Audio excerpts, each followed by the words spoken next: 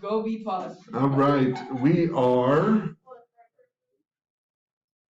looking at the distributive property in equations today.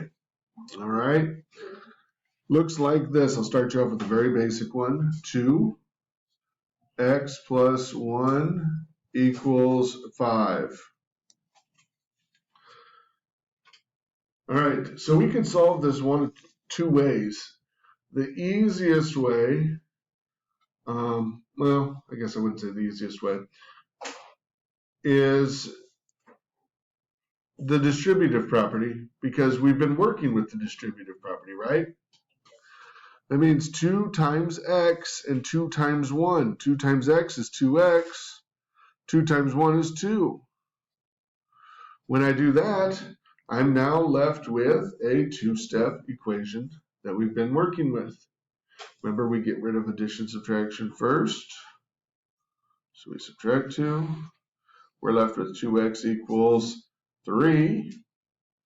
And now I separate the 2 from the x by dividing, because that's the inverse operation. So 3 divided by 2 is 1.5, right? Or 1.5.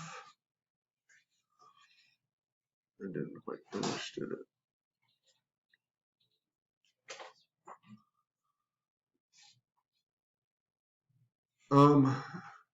So that is one way to solve it.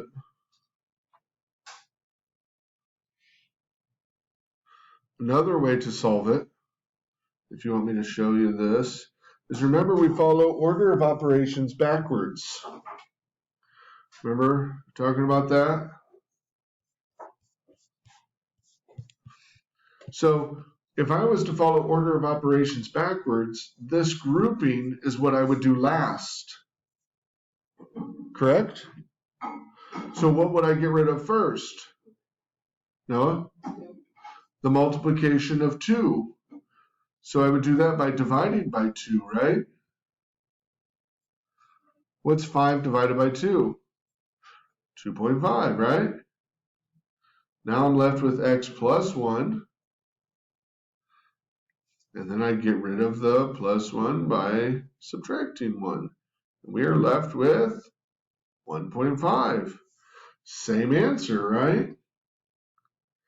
That one throws some people off sometimes because you're getting rid of things, it looks like backwards, but it's not. It's still following reverse order of operations. So either way you can do it.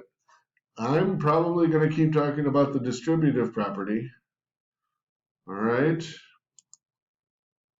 So let's say you've got negatives involved. We've got negative 2 and negative 3x minus 4 equals negative 20.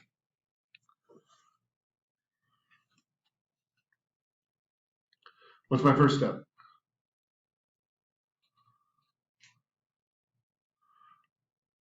No, you know.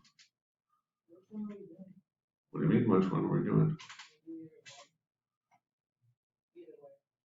Well, let's do distributive property. Either way, you got to do something first, which is what? Right, get rid of the subtraction. Is that what you said? We'll pretend it is, right?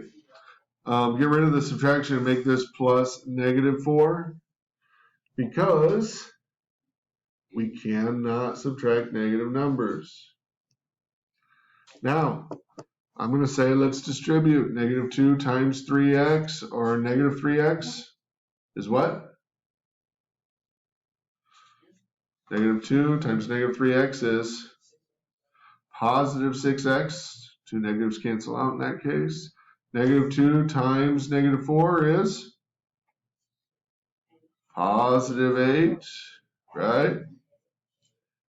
And now we solve minus 8, right here. Alarm bells. Ding, ding, ding, ding, ding, ding, ding. This is where I see 90% of our mistakes right here. I'm left with 6x on the left side. What do I get on the right side?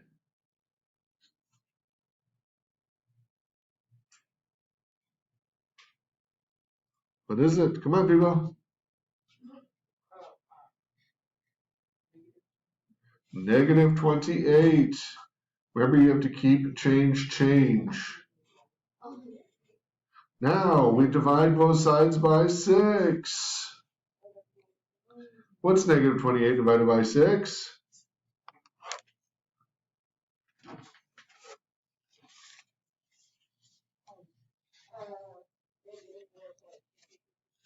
What is it?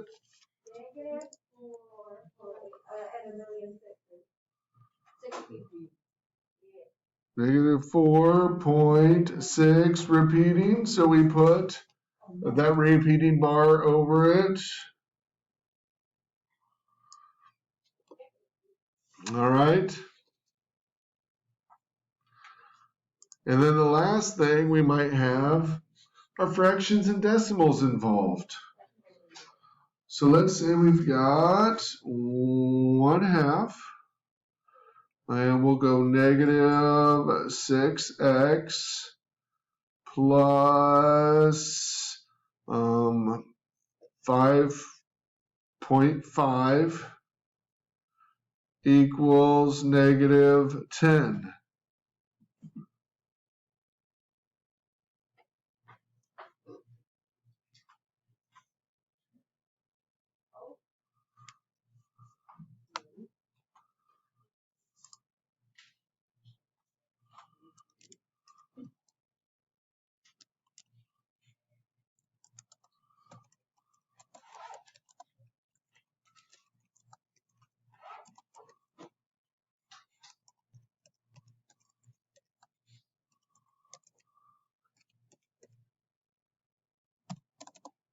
Are we doing it? Are you trying it?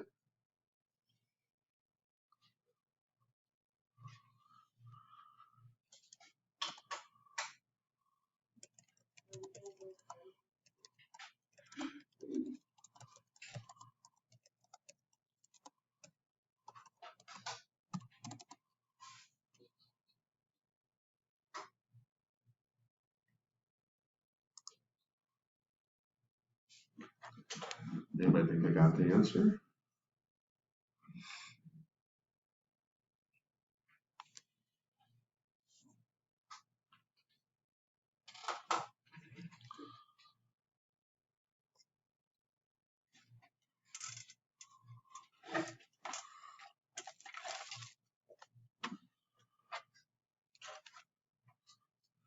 Think you got it?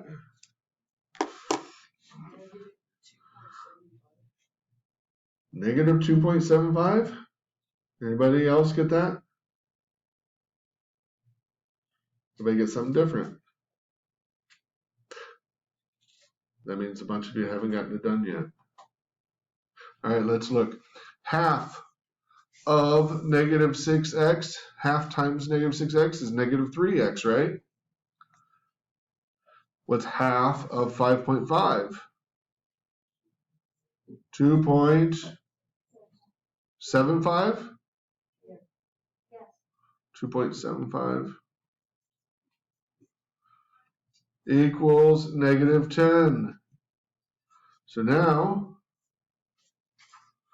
I subtract 2.75.